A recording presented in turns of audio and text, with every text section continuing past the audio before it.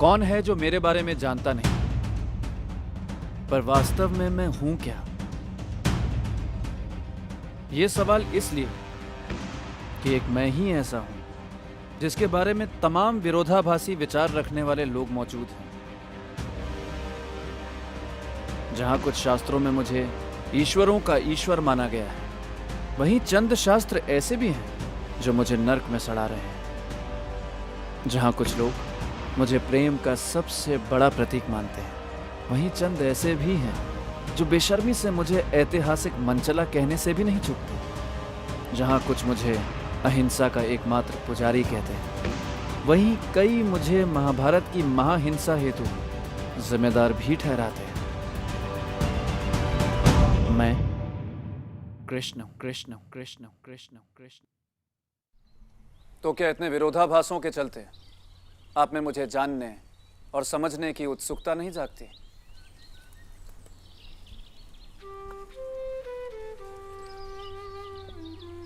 यह सवाल इसलिए कि सर्वाधिक लोकप्रिय होने के बावजूद मेरे बारे में सिवाय हवाई बातों के कोई कुछ नहीं जानता। और कई बार मैं स्वयं आश्चर्यचकित हो जाता हूं कि ऐसा क्यों? क्योंकि ये तो सभी जानते हैं कि मैंने एक संघर्षपूर्ण बचपन बिताया था। फिर मैं इस द्वारका जैसी नगरी का राजा कब, वो कैसे बना? सब जानते हैं कि मुझे राधा से कितना प्यार था।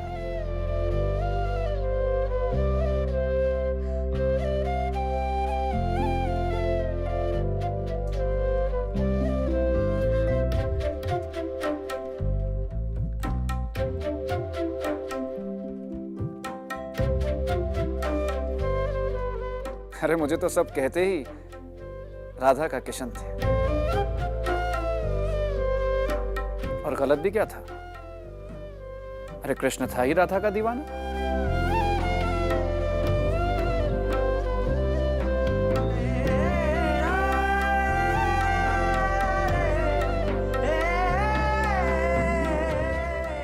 फिर क्यों मैं और राधा हमेशा हमेशा के लिए एक दूसरे से बिछड़ गए? क्यों कोई ये सब जानना और समझना नहीं चाहता? जब देखो बात मेरे हसीन जीवन की ही करी जाती है। जबकि मेरा बचपन ही नहीं, पूरा जीवन मौत के साए में कटा था। पर मैं था। भला मौत की क्या बिसात जो मेरी मर्जी के बगैर मुझे छू तक पाए। मेरी संघर्ष क्षमता की चर्चा क्यों नहीं होती, जबकि मेरा पूरा बचपन आर्थिक संकटों से जूझते जूझते गुजरा। पूरा जीवन मौत को मात देते देते बीता। और तरह तरह के इल्जाम तो मुझ पर जीवन भर लगाए जाते रहे। द्रौपदी ने अपने पुत्रों के मौत का जिम्मेदार मुझे ठहराया, तो गांधारी ने भी अपने पुत्रों की मौत हेतु मुझे ही जिम्मेदार ठहराया। यहां तक कि मेरी प्यारी पत्नी सत्यभामा ने भी मुझ पर अपने पिता सत्राजीत की मणि चुराने का आरोप लगाया। और मेरे सबसे अजीज मेरे भाई बलराम ने भी मुझ पर 6 मन तक मणि चुराने व उस हेतु एक मासूम शतधन्वा की हत्या का आरोप लगाया। वही जीवन की बात करूं तो उसने भी तरह तरह के खेल दिखाने में कभी कोई कमी नहीं रखी। मेरे पहले पुत्र प्रद्युम्न का पैदा होते ही शम्रासुर नामक राक्षस ने अपहरण कर लिया। और जब वो लौटा भी तो अपने से उम्र में काफी बड़ी, वो भी एक राक्षसी मायावती के साथ। और क्या कहूं, मेरे ना जाने कितने पुत्र व पौत्र मेरी ही आंखों के सामने लड़ते लड़ते मारे गए। और द्वारका वासियों का यही संघर्ष यादव स्थली के नाम से मशहूर है। तभी तो मैं कहता हूं, भले ही मैं सबसे ज्यादा लोकप्रिय हूं, परंतु उसका फायदा क्या? ना तो आप मेरे संघर्षपूर्ण जीवन के बारे में जानते हैं और ना ही मेरे व्यक्तित्व के बारे में कुछ जानते हैं। खैर, इनमें से कोई भी संकट कभी भी मेरे चेहरे की मुस्कुराहट नहीं छीन पाया। और संघर्षों की बात करूं तो जीवन के हर संघर्ष पर मैंने विजय पाई, फिर चाहे वो सामाजिक हो, पारिवारिक हो, आर्थिक हो या फिर मानसिक। तभी तो मुझे जय श्री कृष्ण कहते हैं। मैं ना तो कभी रोया, ना ही कभी दुखी हुआ, क्योंकि मेरा तो विश्वास ही कर्मों में था और मैंने अपने कर्मों द्वारा ही अपनी किस्मत बनाई। मैं तो वो हूं जिसने मौत की हर साय में भी वंशी बजाई थी। अरे मैं तो वो हूं जो महाभारत हो या फिर यादव स्थली, सबको रास मानकर ही खेला था।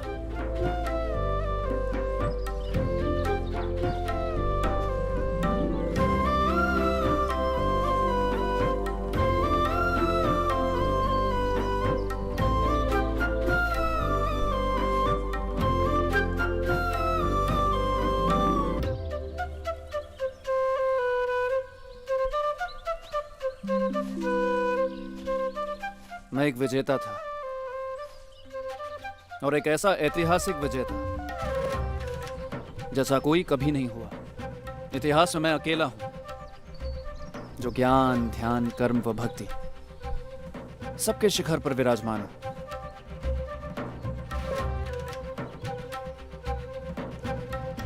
मैं पहला हूं जिसने इंद्र पूजा रुकवाकर अंधविश्वास के खिलाफ आवाज उठाई। मैं पहला हूं जो राजपुत्र ना होने के बावजूद राजा बना। मैं पहला हूं जिसने हर कार्य में स्त्रियों को भी भागीदार बनाया। मैं मनोविज्ञान का सरताज हूं और मेरी कही भगवत गीता इसका जीता जागता सबूत है।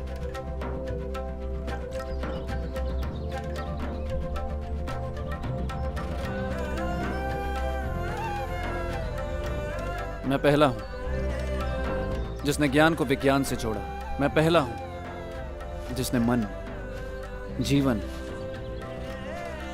तथा प्रकृति के नियमों की चर्चा की। अरे मैं तो वो हूं जिसे ग्वाला होते हुए 7 राजकुमारियों से विवाह करने का गौरव प्राप्त है। और ये सारी मेरी उपलब्धियां हैं जो मैंने अपने महान कर्मों से हासिल की है। और सच कहूं तो मेरी ये विलक्षण प्रतिभा ही मेरा वास्तविक परिचय है। मेरा मन हो, मेरा जीवन या फिर मेरी कही भगवत गीता, उससे ज्यादा मूल्यवान मनुष्य के पास और कुछ नहीं है। और आप भी थोड़े ही जंगलों में भागना चाहते हैं या भिक्षा मांगकर जीना चाहते हैं। अरे आप भी मेरी तरह एक सफल, वैभव से भरा और शौकपूर्ण जीवन जीना चाहते हैं। संकट व संघर्ष वो तो जीवन के नियम है। ये मेरे जीवन में भी थे और आपके जीवन में भी तो रहेंगे ही। पर फर्क इतना है कि मैंने उन संकटों व संघर्षों पर विजय पाकर सुख और सफलता के शिखर छुए थे और आप उन्हीं संकटों व संघर्षों से हार मानकर बैठ गए। अब मैंने तो अपने कर्मों से अपनी तकदीर बनाई थी। अब आप भी चाहें तो मुझसे सीखकर अपनी मनचाही तकदीर बना ही सकते हैं। और यही मेरी कही गीता का सार भी था। तेरे जीवन का है कर्मों से नाता, तू ही है तेरा भाग्य विधाता। सो मुझे जानकर व समझकर तथा मेरी मनोवैज्ञानिक यात्रा पढ़कर अपनी इच्छानुसार अपना भाग्य रचने की क्षमता पाओ। क्योंकि मेरा जीवन पढ़ते पढ़ते ही आप मन की गहराई, जीवन की ऊंचाई तथा अपनी भाग्य की सच्चाई के साथ साथ समय व प्रकृति के तमाम नियमों को भी समझने लग जाएंगे। और ऐसे में आपको अपना भाग्य विधाता बनने से कोई नहीं रोक सकता। निवेदन बस एक, मुझ जैसे कर्मवीर को भाग्य के साथ जोड़कर मेरी महान उपलब्धियों को छोटा ना करें। मुझे हवाई या जादुई बनाकर अपने से दूर ना करें, बल्कि मेरी ज़मीनी हकीकत जानकर मुझे अपने